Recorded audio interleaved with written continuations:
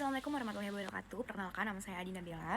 Saya di sini akan meresum materi yang telah disampaikan oleh Profesor Lara.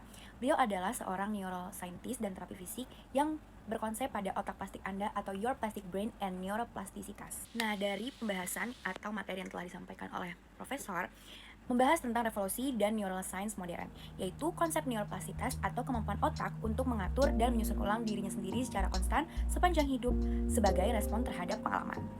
Nah, yang pertama membahas tentang mitos dan realitas otak. Sebelum 20 tahun terakhir, diyakini bahwa otak adalah organ yang statis dan berhenti berubah setelah masa remaja. Namun, penelitian menunjukkan bahwa meskipun kita tidak lagi menambah neuron setelah sekitar 11-12 tahun, otak kita terus mengatur ulang kesambungan atau reorganisir. Nah, sebagai respon terhadap setiap aktivitas, perilaku, dan juga informasi yang baru yang kita terima. Nah, neuroplastisitas ini adalah respon non-stop di mana otak berubah baik menjadi lebih baik maupun lebih buruk, tergantung pada pilihan, gaya hidup, dan perilaku yang kita lakukan. Selanjutnya, ada 3 cara otak berubah. Nah, jadi otak ini bisa berubah melalui 3 proses dasar dan yang bekerja bersama-sama. Yang pertama, ada perubahan kimia otak atau brain chemistry. Nah, perubahan ini adalah perubahan tercepat dan termudah. Yang kedua, ada perubahan struktur otak atau brain struktur. Ini membutuhkan waktu yang seringkali terjadi saat tidur. Jadi otak mengubah strukturnya dengan menambah atau mengurangi sambungan saat kita sedang tertidur. Nah, yang ketiga, yang terakhir adalah perubahan fungsi otak atau brain functional.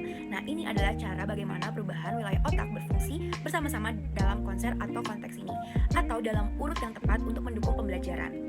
Baik, selanjutnya ada batasan dan kunci neuroplastisitas. Nah, meskipun otak ini terbilang sangat plastis, ada batasan mengapa kita tidak selalu berhasil mempelajari hal yang kita inginkan. Nah, yang pertama, tergantung dari pengalaman atau experience kita. Nah, tidak ada obat yang dapat menstimulasi neuroplastisitas ini. Nah, lalu juga ada perubahan perilaku. Nah, perubahan perilaku ini adalah hal yang paling penting dan mempengaruhi kehidupan aktif dalam otak. Yang kedua, ada perjuangan. Nah, jadi struggle atau perjuangan ini mempelajari hal yang terlalu mudah atau sangat sulit, tidak menghasilkan perubahan otak yang optimal. Ada titik manis atau sweet spot di mana pembelajaran harus cukup menantang atau keras agar neuroplastisitas ini dan perubahan perilaku yang optimal ini dapat terjadi. Oke, selanjutnya ada faktor-faktor mempengaruhi plastisitas atau negatif dan positif. Yang pertama, ada neuroplastisitas negatif atau faktor penghambat. Nah, yang memasuki faktor penghambat ada stres dan kecemasan. Nah, seringkali nih kalau misalnya kita stres ataupun cemas yang berlebihan, nah saat itulah dimana hormon kortisol itu melepaskan dalam tingkatan yang tinggi. Nah, untuk kortisol yang tinggi secara persentasenya itu ada yang pertama, menurunkan brain development atau neurofaktor atau BPNF, yaitu faktor pertumbuhan yang memungkinkan otak menjadi lebih plastis. Yang kedua, merusak kemampuan kita untuk membentuk memori baru.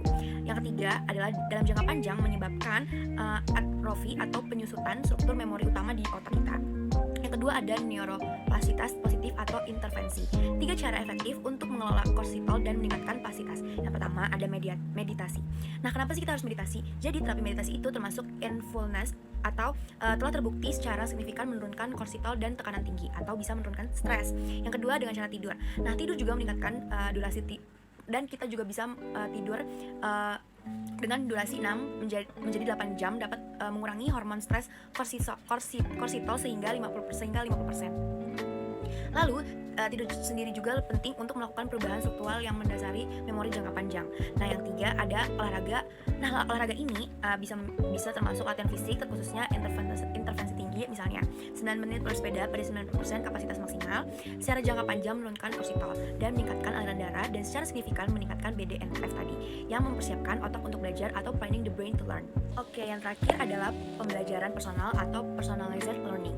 Nah, penelitian menunjukkan bahwa olahraga sebagai intervensi pembelajaran tidak cocok untuk semua orang. Nah, respon terhadap olahraga dipengaruhi oleh faktor genetik atau misalnya adalah gen yang mengkode dopamin.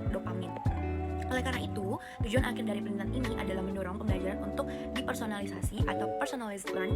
Nah, konsep ini bertujuan untuk memahami faktor individu, perilaku masa lalu, dan genetik setiap orang. Kemudian, menyusun pengalaman belajar yang paling sesuai untuk otak spesifik mereka agar lebih mempelajari menjadi optimal. Sekian presentasi dari saya atau dari kesimpulan yang saya ambil dari video Profesor Lara.